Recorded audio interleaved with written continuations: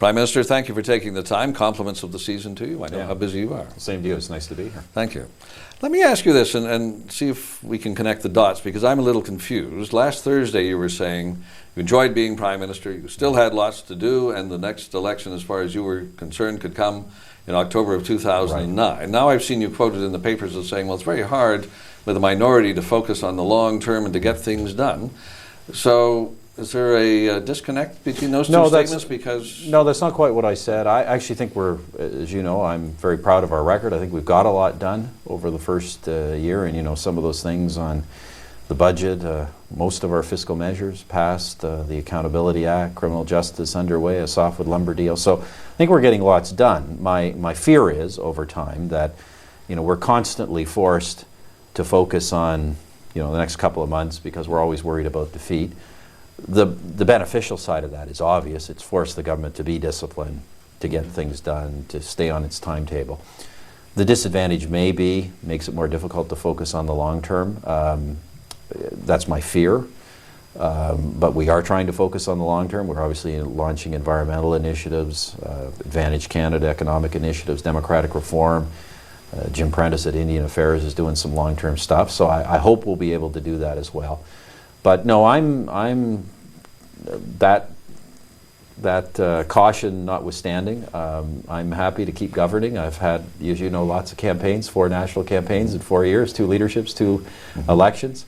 I'm trying to set the date of the next election. We're trying to bring in fixed election dates with the date in October 2009. But my sense is that the dynamics of the opposition will probably they'll probably at some point provoke an election sooner, if not later. But we're to understand that you're not going to do that. You're still prepared to stay to 2009, even with the limitations that you find yourself working under now.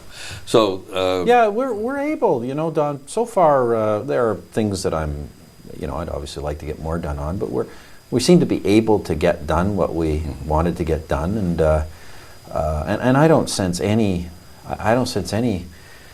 expectation or any reason the public thinks we would be having an election. Environment. Yeah. There's going to be a special parliamentary committee. Your bill is going to it. Right. The opposition are saying the bill is dead on arrival, and what they're going to do is amend the bill to make it into something entirely different. If they try and do that, will you accept whatever comes out of the committee, or would you say it's got to be my bill with a few little amendments? How do you see that playing? We're not going to accept anything. But you know how they're going to try and change it. They're going to make it more Kyoto-friendly, more like the Layton bill that he used to get you to agree to the committee. Well, Mr. Layton's bill, you know, is not unlike our bill in form. It doesn't include any measures to deal with pollution, for example. It's a much less technical bill. But there's some common ground there. But look, in the end, the bill has to be usable. The bill can't, it has to be effective on the environment. It also has to not endanger Canadian prosperity or endanger our energy security. It has to be a balanced piece of legislation. I think there can be improvements to the bill, but would we accept anything? No. We need to make some real progress on the environment, and we need to make real progress on greenhouse gas emissions and air pollution. And we're not going to do that the way the previous government did it, by setting unrealistic targets and just proclaiming them and then doing nothing to meet them. We've got to set realistic targets and then take the actions necessary to attain them. But if the bill is not, it's still realistic, or the people obviously amending it think it's realistic. Well, not necessarily, but some may and some may not. Some may just be playing a political game. Well, you know, I guess that's my point. Do you think this is a serious effort? Well, we'll see. To have environmental legislation, or do you think, as most people, including Brian Mulroney, have said, the next election issue is the environment, and now we're going to have a special committee discussing the environment, and you can see how that could lead down more than one path? Sure could, and we'll see whether they're serious or not. In fairness to Mr. Layton, I don't agree with all his environmental policies, but he has them. The other 2 parties have been very critical, but there's not a lot there to steal, Don. They don't have a lot to actually put on the table, so they may just play a game with the committee. But in the end, the government's committed to moving forward, whether it's this bill or some other measures, and this bill is not our only environmental action, as you know. We've got work on chemicals and on renewable fuels and on public transport. if we can get something workable, we'll move forward. If not, we'll move forward on something else. And will you move forward with the same minister you have now in the environment, or will you make a change? Well, Don, I'm surprised you, of all veteran journalists, would ask me that question. You know the. Well, if I don't try, I'd never get an answer. You know the Prime Minister will never speculate on his own future actions, let alone anyone else's. The cabinet's worked very hard. I think they're a great group of people. We're not talking about scandals anymore. We're not talking about government that doesn't have any plans or doesn't get anything done. They've worked hard. Minister Ambrose has turned out to be the most difficult portfolio. It's very challenging. Canada has, by many measures, one of the worst, if not the worst, environmental record in the developed world. And it's an area where it's hard to deliver quick results. It takes years of effort. Mr. Mulroney only got recognized 20 years after the fact for the work he did. He was pilloried relentlessly by everybody at the time. All the people who last year gave him an award for being the greenest Prime Minister. So, if and when I change my cabinet, I'll let you know. You'll be first on. Thank you. I'll hold you to that. Budget ready to go at any time because of the possibility of an election. Equalization will be dealt with and the fiscal imbalance, or are these things going to have to wait? We haven't obviously announced the timing of the budget. I can tell you broadly the budget will be in the spring, which is what you would expect. So will it be before the end of the fiscal year? Because last year it was in May, but there has to be a vote on the estimates before the end of this fiscal year. So last year you just voted the Liberal estimates, then you amended them in the fall.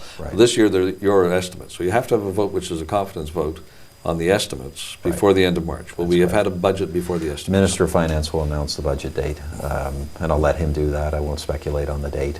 But I think we've made it clear that we do want to see a rebalancing of the balance put back in the Federation in terms of our financial relationships with the provinces and other orders of government, and that will be an important priority in this budget. But now it's called the fiscal balance. You called it the fiscal imbalance when well, you're in opposition. So no, we've done both. We said there's a problem called the fiscal imbalance, but what we plan to seek is fiscal balance in the country. We plan to rectify that problem. So the imbalance is still there, and you're going to rectify it? Well, that's our plan. Do we think, Don, do you believe there'll be ever be a budget where the provinces get up and say that's enough, we'll never ask for anything more?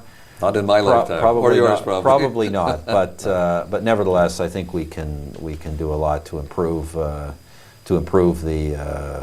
fiscal relationship that we've had in the country, where we've had, as you know, the federal government running massive surpluses, and the provinces in the past have been struggling, largely due to downloading, and that's something I believe we can correct. And will you deal with equalization? There'll be a new formula at that time too?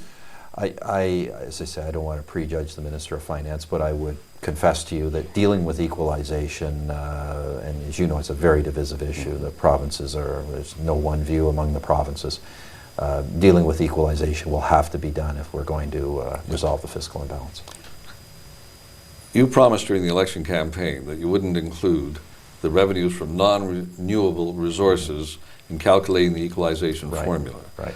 Now you say that is your preference, but you have, it seems to me, moved away from that. And you know, in the West particularly, people are not happy if you have moved away from it. You know, in the West particularly, which again is your political base, the income trust decision, which was also a promise in the campaign that you moved away from, has been particularly unpopular. Can you disappoint people on your campaign promises twice when you're dealing with your political base? This government goes out of its way to honor its promises. You know, we simply said that we would consult all provinces, keep an open mind for now. We haven't forgotten the campaign commitment. That's one aspect of a very complicated equalization formula. Provinces themselves have different views. The provinces themselves have put forward a report that said there should be full inclusion. That's their majority position. But they didn't all agree on that either. They didn't all agree on that. The O'Brien committee recommended 50% inclusion as a compromise. We haven't forgotten the promise. Government works hard to maintain its promises. In the case of the income trust, as you know, and I think every fair, objective analyst has said, the government faced a materially different situation than it had when it made the promise. The government and others did not anticipate that the major corporate sector, that the big companies in the country would begin to convert to income trusts, a structure that makes absolutely no sense for them, that would happen. put us in a position where we had to make a change. Our promise was, if I can remind you, was to protect the income of seniors by not taxing income trusts. Obviously, if we were continue down the road of Bellis and BCE and other big companies converting, that would, in very quick order, radically jeopardize the interests of seniors and all other ordinary taxpayers. We had to address it. It was a very unpleasant decision. I did not like doing it, but we had to do it. Everybody admits we had to do it. And I think the Minister of Finance took a lot of courage. And at the same time, with the things we did on pension income splitting, with age credits, with lowering the corporate tax rate in the longer term, this was not a tax grab by the government. This was an attempt to restore tax fairness. And I should point out, in spite of all the commotion, income trusts are only down about 10%, and the rest of the market is booming as a consequence, because we've stopped the income trust thing from sucking all of the energy out of the rest of the market. So I think while we've taken a lot of criticism, I think people understand we had to do it, and I would have been criticized a lot more if I'd stuck to the promise with growing evidence it was the wrong thing to do. Afghanistan, I know you're proud of our commitment there, and you're proud of the troops, and you want to support the troops. In retrospect, might it not have been better as supporting the troops? So we've got more NATO support in the southern tier where we are, rather than being now trying to get people to come in to what is obviously a very dangerous and dirty job, and nobody seems to really want to do it. Wouldn't it have been better to have put that in place before we agreed to stay 2 more years? Well, let's be frank about what happened. The previous government put us in Kandahar province, the most difficult province in the country. We'd only been there a few months, and our allies, the British and the Dutch in particular, had already made a commitment to extend the mission, as we just arrived, and we had to make a decision. All the countries that are in the south have increased their commitments. There are other NATO countries where obviously we could ask for more, but they're not the ones in the south. I don't think it was realistic to leave after 4 or 5 months when we just arrived. I just don't think that was realistic. 2 years' time, we'll have time to assess the mission at greater length. My strong hope is we'll make progress. My strong hope is that over time, I don't think it'll happen in the next 12 months, but that over time we will be able to shift emphasis more to development and governance and aid. But realistically, we're not going to get the Germans and the Italians and the people with big European NATO armies to come down and help. Well, I'm not so sure. I'm not so sure. I mean, the other thing I was going to say, the real long-term solution is to get the Afghans to undertake more of their security, and we're involved in the training of the Afghan National Army and Afghan National Police. I can tell you that the NATO meetings, besides some countries giving more troops, besides people lifting some restrictions, there is an understanding in NATO that the credibility of NATO and that the long-run security interests, not just of the United Nations as a whole, but of NATO itself, are on the line, and that people are going to have to do more if we're going to be successful. Now, we'll see what that means in the next couple of years. Have you found in your year in office, not quite a year, 10 months in office, that your perspective has changed a good deal from when you were in opposition, or maybe when you first came into Parliament? And I'm thinking partly of the environment, where in the early part of the 2000 centuries, a lot of people in your party were questioning the science and whether or not there really was global warming. And I'm thinking also, when you first came into Parliament and were involved with Mr. Manning, you didn't like the Meech Lake Accord, partly because it recognized Quebec as a distinct society. And now here you are, going full tilt ahead on environmental protections to deal with climate change. And you've been the man who sponsored the resolution that recognizes Quebec as a nation in the House of Commons. Which are two things that are quite different from where you were a couple of years ago. Well, different, not different. I've always said that, I'm not a scientist. My read of the science, as I said 4 or 5 years ago, is that the evidence is there's a problem. I think the evidence has accumulated. That's the preponderance of scientific evidence, and we should do something. What I didn't like was that Canada was committed to unreachable targets, and then absolutely nothing was done to reach those targets. Nothing at all. Obviously, that's a reality we're now trying to deal with. We've been frank in telling people we're not going to reach those short-term targets, but we do have to do things, and we have to do more over a longer term. But am I being unfair? And I don't want to be unfair. it seemed to me that you and your party were critical of the government for even accepting that there should be targets that I grant you they didn't meet, but that we'd signed on to the Kyoto process at all, and that there wasn't the science to take the economic hit to try and reach those targets. No, I don't think that fairly represents my criticism. I think my criticism was principally that the targets were unreachable. Canada had taken on the most onerous targets in the world. I saw no evidence there was a plan to ever meet them. And I thought this would create us a big problem, and it has. We can't meet the targets. We've been frank with people on that. But we have to take action, and I think if anything in the last 4 or 5 years, the evidence has strengthened that we have to take real and substantive action, but it's going to be long-term action. On the issue of the nation, there were many reasons I didn't like Meech Lake and Charlottetown Accords, and including principally some of the Senate, or lack of Senate proposals in the Meech Lake Accord. Well, look, we all said, I think everybody across the country said, that no one was ever against recognizing Quebecers for who they are, for their unique language and culture and all the other things that makes Quebec a special and unique part of the country. That was never the question. The Bloc Québécois and others have run with the ultimate failure of Meech and Charlottetown, which ironically they of course opposed as well. They've run with that and said, look, the rest of the country rejects Quebec, rejects who Quebecers are, and then lo and behold, because of the mistakes, the very serious mistakes that were made in the Liberal leadership race, the Bloc came forward with this motion to wedge the Liberal Party, to declare Quebec a nation. But, you know, and it wasn't my favorite resolution. When I looked at it and thought about it, discussed it with my colleagues, I said, look, what they've done here is proposed a simple recognition, no legal way. They're asking to open the constitutions. They have actually given us an opportunity to do exactly what they said we would never do. Let's recognize Quebec. Let's embrace it. Let's also put the issue of that Quebecers' identity is inseparable from this country. Quebecers have helped build this country. They're central to this country, and they'll be part of the future of this country. So let's put something where we can get all Federalists behind us. Let's not laugh at some of our people are laughing at the Liberal Party's divisions. I said, this is not funny.